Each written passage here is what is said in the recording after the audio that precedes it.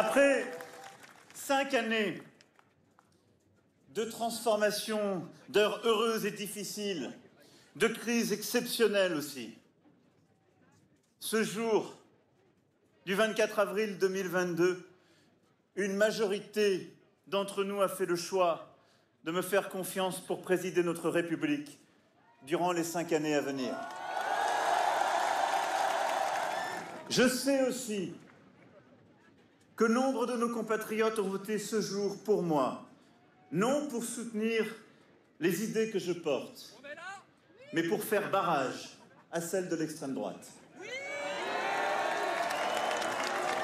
Et je veux ici les remercier et leur dire que j'ai conscience que ce vote m'oblige pour les années à venir.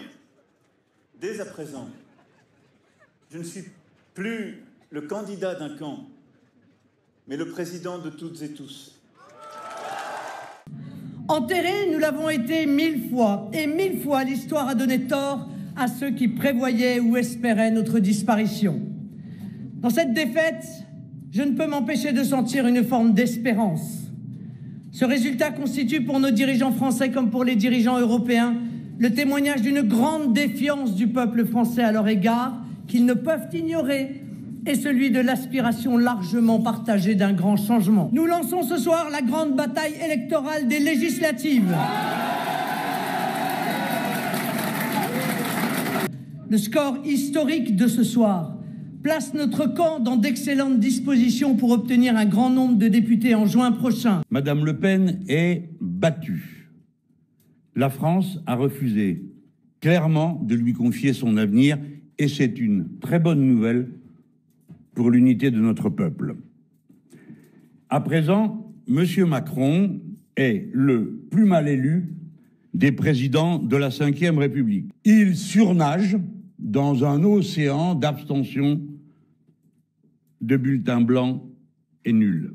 Le troisième tour commence ce soir, le 12 et 19 juin, en vous appelant à m'élire comme Premier ministre. Je vous appelle en vérité à faire vivre un nouvel avenir en commun pour notre peuple. C'est la 8e fois que la défaite frappe le nom de Le Pen. Je voyais cette défaite venir depuis des années et ce n'est vraiment pas de gaieté de cœur que je l'annonçais. J'ai fait ce que j'ai pu pour éviter ce résultat. Je veux dire ce soir qu'il n'y a pas de fatalité. Nous avons des raisons d'espérer. Le bloc national doit lui aussi s'unir et se rassembler. Notre responsabilité est immense. C'est pour cela que j'appelle à l'union nationale en vue des législatives.